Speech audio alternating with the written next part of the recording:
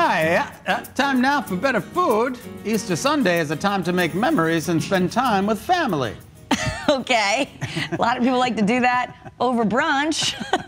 Chef Kaylee Gill from Pepperidge Farm. I'm talking to my Pepperidge Farm, my best it's your Pepperidge Farm voice. With some great Kaylee, ideas did you on what get to serve. that? I got it. You got it, okay. Thank you so much. I appreciate Titus that. Moody was great. It was a perfect. Thank you. I appreciate that. I wish you all at home could smell this, because there's like nothing better. I remember as a kid like eating the cinnamon swirl bread, which is so good on its own, but you're turning this kind of like a French toast casserole. It's going to be a baked dish. Yeah, this is a great breakfast item. It'd be perfect for like before going to church, or just for like Sunday brunch on Easter, or maybe if you want to have like breakfast for dinner, your choice. Now, Carol wants to actually buy this from you and hold it until Sunday. You can wrap this one, take it home. This actually, I looked at your recipe. This looks like pretty simple for the home chef to do. Yes, yes. I wanted to make sure it was easy enough that on a busy, hectic morning, you'd be able to make it. So.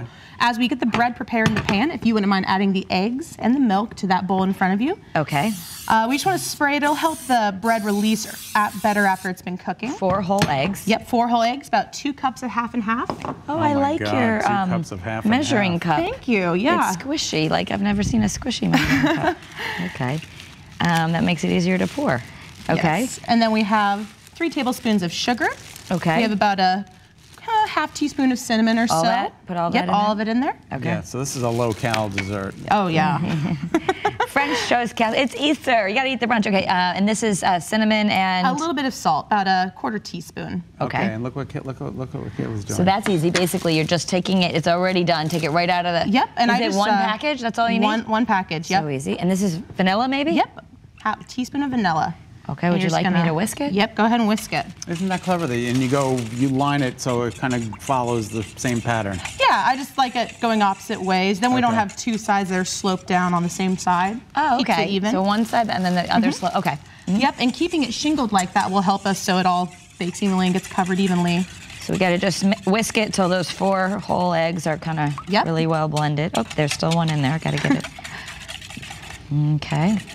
And we're just going to dump this on top? Yep, just pour it on top. Oh my God, I love French toast. But it's so much easier when you're serving for a bunch of people than to do one slice at a time. Yes. Oh, I see one egg see in that. there. I see it. In the interest of TV, I got to make sure I get them all.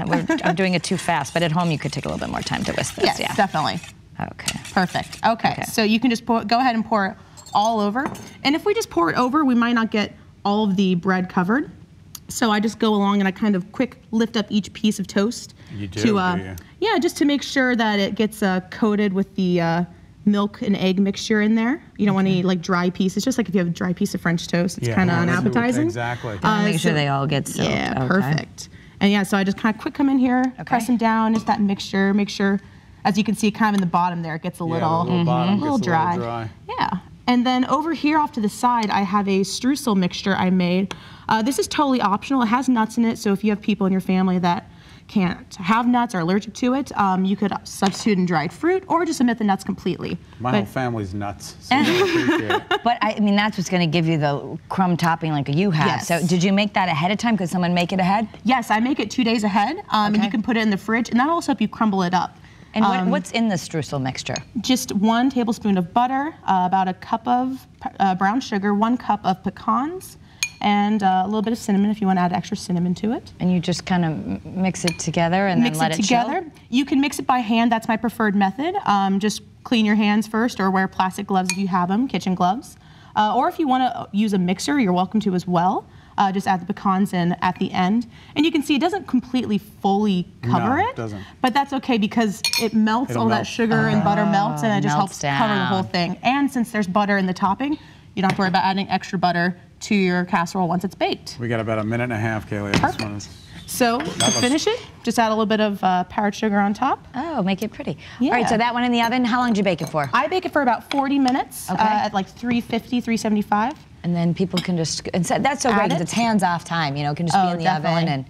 And serve with maple syrup on the side. This is so adorable. I want to get to this next. Of course, the Milano bunnies. Very simple. It's just some vanilla candy melts. We use jelly beans for the nose. You can add little paws with marshmallows if you want. A little bit of frosting for the eyes and so what did you marshmallows do? for the Did you ears. dip? Is the top coated in something? Yep, just a candy coating. You could use almond bark or white chocolate chips if you have those on hand. Thin out with a little bit of vegetable oil if you need to be a lighter consistency so you can dip it. people can buy, or just, you know, the ones I have at the craft store that are meant for melting. Yes, exactly. And the kids can help with that too, because they just dip. Yes, very easy. Maybe it won't look as perfect as yours, but and then I guess you could use white chocolate too. Definitely, yeah. White chocolate, and then are the ears? What are those? I use marshmallows and I cut them with scissors. So cute. So it's all edible. If you don't have extra like large marshmallows on hand, you can use the packaging, the cups for the Milanos, since they're white paper.